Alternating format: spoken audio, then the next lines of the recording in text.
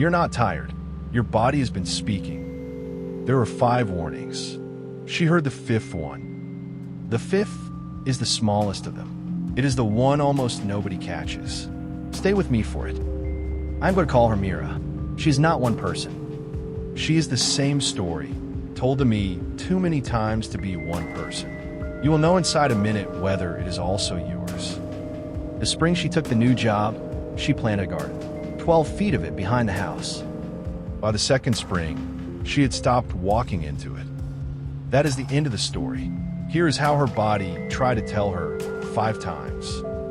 Number 1, she was sleeping, and it had stopped preparing her. 8 hours most nights.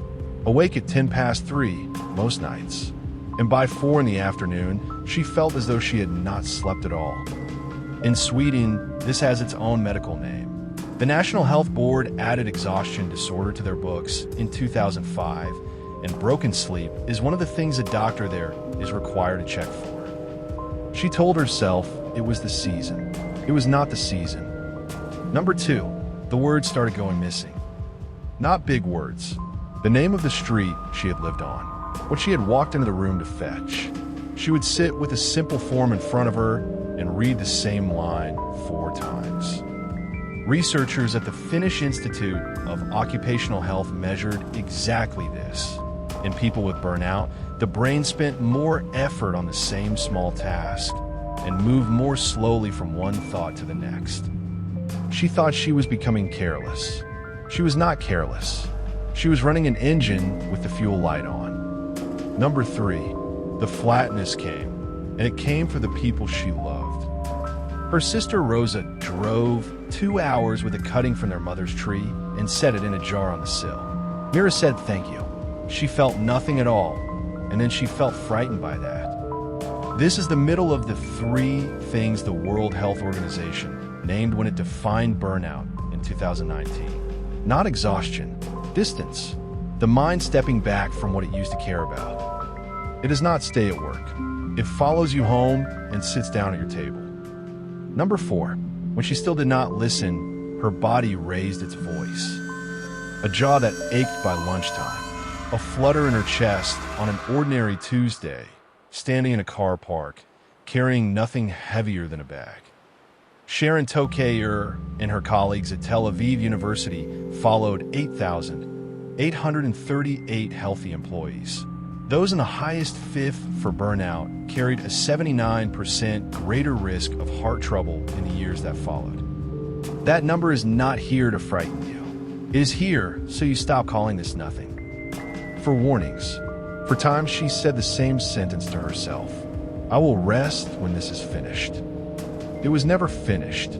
That is what the sentence is for.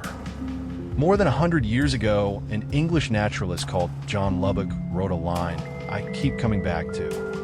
Rest is not idleness, and to lie sometimes on the grass under the trees on a summer's day, listening to the murmur of water or watching the clouds float across the blue sky is by no means waste of time. He wrote that in 1894 in a book about how to spend a life. He was not telling you to do less. He was telling you what rest actually is. Number 5, and this is the one she finally heard. It was a Sunday in April. Rosa's cutting had opened in its jar on the sill, white and ridiculous and completely alive. Mira stood in front of it for a long moment and could not feel pleased. Not sad, just nothing where the pleasure used to be. That is the warning almost nobody catches because it does not hurt. Broken sleep, you notice. A chest, you notice. Nobody notices the day small, beautiful things stop landing.